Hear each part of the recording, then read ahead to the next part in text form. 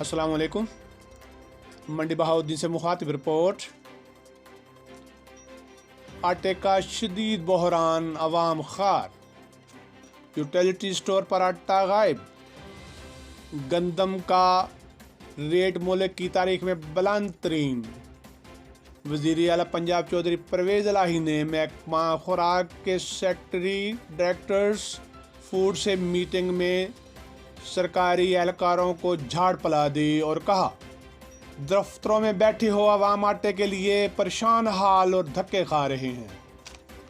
वज़ीर आला पंजाब चौधरी परवेज़ इलाही ने फ्लोर मिल्स को गंदम का कोटा डबल करने की हदायत कर दी। इस तरह ख्याल किया जाता है कि आटे के बहरान को कंट्रोल किया जाएगा, जबकि हक़ाइक़ इसके बरक्स हैं।